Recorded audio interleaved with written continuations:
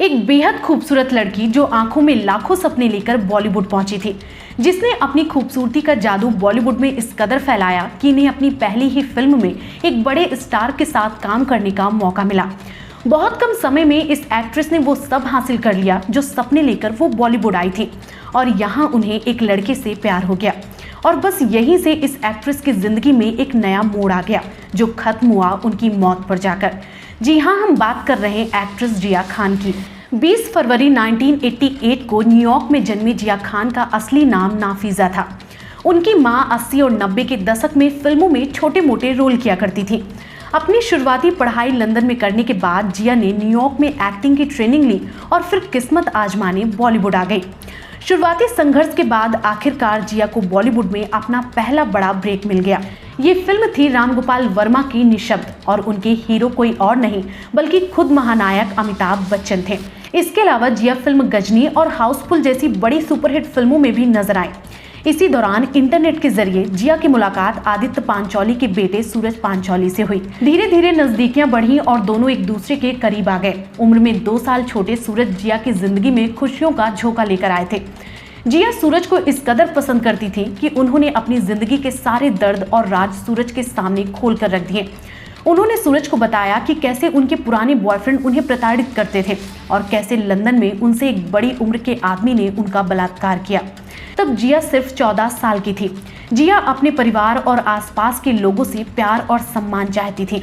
सूरज का साथ पाकर जिया संभलने लगी थी। इसी दौरान सूरज अपनी एक फिल्म की शूटिंग में बिजी हो गए। जहां सूरज अपना पूरा समय जिया के साथ बिताते थे, तो वहीं अचानक से ये दूरी जिया को खलने लगी।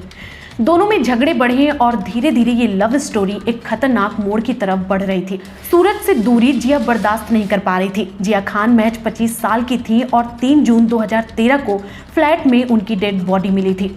उनकी मौत की खबर ने सभी को सन्न कर दिया था। जिया ने 6 पन्नों का एक सुसाइड नोट लिखा। जिया ने लिखा, मुझे नहीं पता कि आपसे कैसे कहूँ, लेकिन मैं अब कह सकती हूँ क्योंकि मेरे पास खोने के लिए कुछ नहीं है।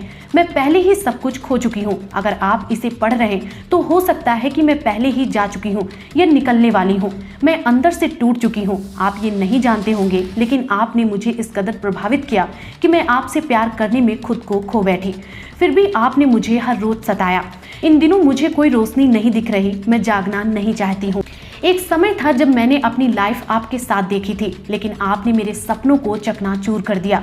मैं अंदर से मरा हुआ महसूस करती हूँ। मैंने कभी किसी को अपना इतना कुछ नहीं दिया या इतनी परवाह नहीं की। आपने मेरे प्यार को धोखे और झूठ से लौटा दिया। इससे कोई फर्क नहीं पड़ता कि मैंने आपको कितने गिफ्ट दिए। मैं प्रेग्नेंट होने से डरती थी, लेकिन मैंने अपने आप को पूरी तरह से सौंप दिया था। जो दर्द आपने मुझे दिया है, उसने मुझे हर रोज खत्म किया है। मेरी आत्मा को नष्ट कर दिया है। मैं खा या सो नहीं सकती, कुछ सोच नहीं सकती, काम नहीं कर सकती। मैं हर चीज से दूर भाग रही हूँ। करियर अब इसके लायक नहीं है। जिया खान यही नहीं रुकी। उन्होंने अपने लेटर में आगे भी काफी कुछ लिखा, जिसके आधार पर सूरज पंचोली पर उन्हें आत्महत्या के लिए उकसाने का आरोप लगा, जिसके बाद सूरज को गिरफ्तार किया गया। ये मामला कोर्ट में 10 सालों तक चला, लेकिन अब सीबीआई कोर्ट ने सूरज पंचोली को बरी कर दिया है। वैसे आपको क्या लगता है, जिया के साथ न्याय हुआ या फिर सूरज को बरी करना गलत था? कमेंट बॉक्स में जरूर बताएं।